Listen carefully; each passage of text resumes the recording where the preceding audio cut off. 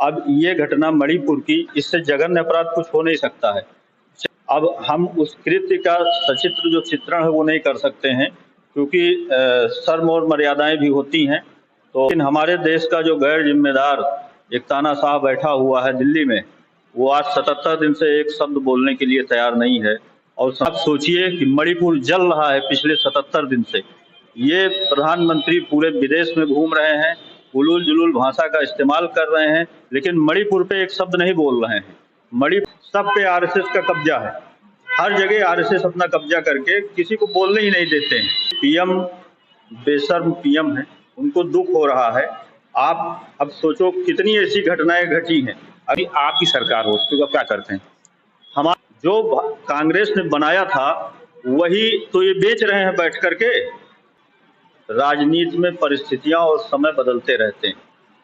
इस गठबंधन का नाम इंडिया दिया गया है, Indian national democratic inclusive alliance. तो अभी तो इंडिया जो हमारा गठबंधन बना है उसमें डिसाइड नहीं हुआ है कि अगला पीएम कौन बनेगा, लेकिन सदर नमस्कार, आप देख रहे हैं अयोध्या भारती और इस समय हम अयोध्या में हैं और हमारे साथ अयोध्या के कांग्रेस पार्टी के युवा नेता रामेंद्र जी हैं। आपका बहुत बहुत स्वागत है हमारे चैनल पे। जी बहुत बहुत धन्यवाद। रामेंद्र जी, इस समय मणिपुर में जो हिंसक घटना हुई है, ये 2 महिलाओं के साथ, उसके साथ जो गलत काम किया गया है उनका वीडियो वायरल हो रहा है, उस पर क्या कहना चाहेंगे आप? देखिए, ये बहुत ही जघन्य अपराध है। हमारे यहाँ समाज में एक कहावत है कि यत्र नार्यस्तु पूज्यते तत्र रमन्ते देवता। हमारे यहाँ नारियों की जो है वो पूजा की जाती है, लेकिन जब से बीजेपी की गवर्नमेंट बनी है पिछले 9 साल में, आप नारियों की दुर्दशा देख रहे हैं। किस तरीके से जब हमारे यहाँ निर्भया कांड हुआ था तो यही बीजेपी के लोग विपक्ष में थे और किस तरीके की बातें करते थे। तब मनमोहन सिंह जी ने अपना क्या जस्टिफिकेशन दिया था, वो आज मीडिया में चल भी रहा है इस समय। अब ये घटना मणिपुर की, इससे जघन्य अपराध कुछ हो नहीं सकता है। 4 तारीख की घटना, 4 मई की घटना है, 77 दिन बीत गए, आज तक इनको जानकारी नहीं लगी। ये तो कहिए कि वीडियो वायरल हुआ तो पता चला। वहाँ के मुख्यमंत्री कह रहे हैं कि कितनी बेशर्मी भरा बयान है कि कह रहे हैं इस तरीके की 100 घटनाएं हुई हैं। अब आप सोचिए, और वो आदिवासी समाज की महिलाएं हैं, तो इनका ये भी सबसे बड़ा सोच उजागर हो रहा है कि दलित, शोषित, पीड़ित, वंचित आदिवासी समाज के लिए इनका क्या सोच है, किस तरीके की ये भाषा इस्तेमाल कर रहे हैं। अब हम उस कृत्य का सचित्र जो चित्रण है वो नहीं कर सकते हैं, क्योंकि शर्म और मर्यादाएं भी होती हैं, तो हम उस तरीके से उसको नहीं बोल सकते हैं। लेकिन हमारे देश का जो गैर जिम्मेदार एक तानाशाह बैठा हुआ है दिल्ली में, वो आज 77 दिन से एक शब्द बोलने के लिए तैयार नहीं है।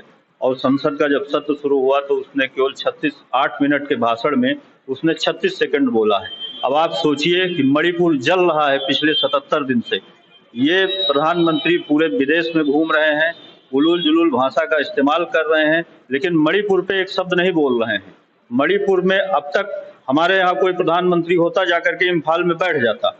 मणिपुर में इनको ना तो ये बोल पा रहे हैं, ना यहाँ से कोई डेलीगेशन जा रहा है, ना वहाँ से सूचनाएं आ रही हैं। राज्यपाल तक को वहाँ बोलने की इजाजत नहीं है।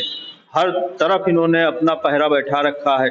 हर तरफ आप कोई भी सेक्टर ले लीजिए, हर सेक्टर में जुडिशरी हो, स्कूल हो, जो अभी ईडी है, उसके बाद आपका सीबीआई है, सब पे आरएसएस का कब्जा है। हर जगह आरएसएस अपना कब्जा करके किसी को बोलने ही नहीं देते हैं। हमारे पीएम ने कहा है कि हमको बहुत ही दुख हो रहा है। देखिए, पीएम बेशर्म पीएम है, उनको दुख हो रहा है। आप अब सोचो कितनी ऐसी घटनाएं घटी हैं। अगर दुख हो रहा है तो मणिपुर पे एक शब्द क्यों नहीं बोले? दुख हो रहा है तो आपने अपने वहां के मुख्यमंत्री को बर्खास्त क्यों नहीं किया? दुख हो रहा है तो आप 77 दिन से न्याय नहीं दिला पा रहे हैं। 77 दिन से 100 घटनाएं वहां पे हो गई। राहुल गांधी जी गए थे, राहुल गांधी जी वहां जा करके सबसे मिले, सबका दर्द दुख दर्द सुना, आप लोग भी मीडिया में देखे होंगे। और उसके बाद आकर के वो वहां पे राज्यपाल जी से मिले, उन्होंने राज्यपाल जी को बहुत स्पष्ट तरीके से पूरी बातें बताई। उसके बावजूद भी कोई एक्शन नहीं लिया गया, तो विपक्ष भी तो आवाज नहीं सुनी जा रही है देश में। प्रधानमंत्री को क्या दुख होगा? ऐसे प्रधानमंत्री को दुख होगा जो आज करोड़ों रुपए विदेश यात्रा पे खर्चा कर रहे हैं, 24 घंटे में 4 बार कपड़ा बदल रहे हैं, उनको कौन सा दुख होगा? उनको पीड़ित से, शोषित से, गरीब से, गुरबा से या महिलाओं से कोई मतलब है, कोई लेना देना है? आप बताइए। यदि आपकी सरकार हो तो आप क्या करते हैं? हमारी सरकार होती तो पहली प्राथमिकता होती कि इतने जघन्य अपराध पे वहां के प्रशासन को, वहां के मुख्यमंत्री को हम तत्काल तुरंत बर्खास्त कर देते। इस समय लोकसभा का होने वाला है चुनाव, उस पर क्या कहना चाहेंगे? आपकी जो कांग्रेस पार्टी है कितनी रेडी है? देखिए, कांग्रेस पार्टी बहुत पुरानी पार्टी है और हमने जो विकास किया है, आज ये जब बड़नगर स्टेशन पे चाय बेचते थे वो भी कांग्रेस की देन है। 70 साल में कांग्रेस यहाँ जब अंग्रेज छोड़ करके गए थे भारत को, तो यहाँ सुई नहीं बनती थी और आज क्या क्या नहीं बन रहा है भारत में।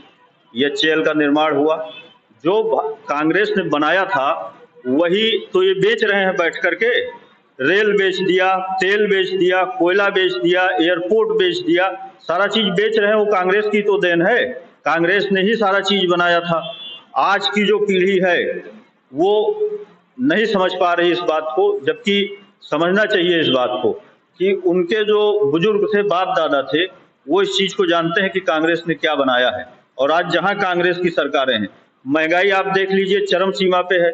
जहां पे कांग्रेस की सरकार है सिलेंडर 500 रुपए में मिल रहा है, महिलाओं के लिए बस यात्रा फ्री है, किसानों का कर्जा माफ हो रहा है, उसके बाद बिजली का बिल हाफ हो रहा है, 100 यूनिट फ्री दे रहे हैं। तो जो हमारी योजनाएं हैं वो हम धरातल पे लेकर के आ रहे हैं। ये योजना बनाते तो हैं, अभी हरियाणा में देखिए क्या हुआ, बता रहे थे तो खट्टर साहब जितनी योजनाएं बनाए सब धरातल पे आ रही है। पानी बह रहा है रोड पे, गाड़ियां बह रही हैं, मोटरसाइकिल बह रही हैं, ऐसे ही योजना आती है। अभी देखिए महिला पहलवानों ने क्या आरोप लगाया था, पूरा देश में कम से कम 1 महीना चला है, वहां पे महिला सुरक्षा की बात करते हैं, वहां महिला सुरक्षा कहाँ हुई? वो खिलाड़ी जो भारत के लिए मेडल लेके आती हैं, भारत का नाम रोशन होता है, आपको सेल्फी लेना होगा तब उनकी याद आ जाएगी, लेकिन जब उनके नारियों की सुरक्षा और सम्मान की बात आएगी तब आप वोट बैंक की राजनीति दिखेगी और आपको पैसा दिखता है। कांग्रेस पार्टी इतने जब देश आजाद हो तब से वो पार्टी है, क्या उसको गठबंधन करना ठीक लगता है? देखिए, कांग्रेस पार्टी विशाल पार्टी है, राजनीति में परिस्थितियां और समय बदलते रहते हैं। अब कांग्रेस पार्टी ही एकमात्र पार्टी थी, उसके बाद तमाम पार्टियों का उदय हुआ, कांग्रेस से भी कई शाखाएं निकली। तो एक घर में जब 4 परिवार होता है, 5 परिवार होता है, तो जब विघटन होता है तो मुसीबत और जरूरत के समय जब घर परिवार बचाना होता है तो वही लोग काम आते हैं। तो आज हम कोई बाहर से तो विदेश से ला नहीं रहे हैं, हमारे लोग हैं, हम उनके साथ गठबंधन कर रहे हैं।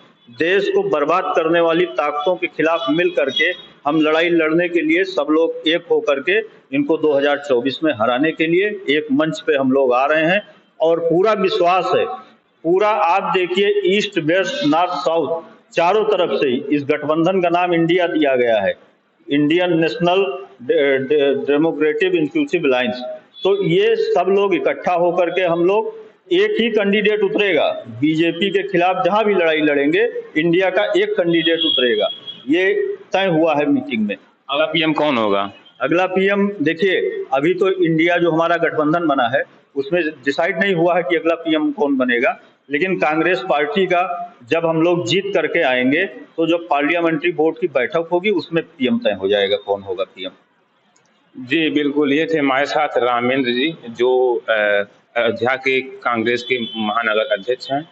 तो उनसे हमसे खास बातचीत हुई, चाहे वो सीमा हैदर हो, चाहे वो मणिपुर की घटना हो और चाहे लोकसभा का चुनाव हो। हम सब मुद्दे मुद्दे पे बात किए और आप देख रहे थे अयोध्या बातें। बहुत बहुत धन्यवाद।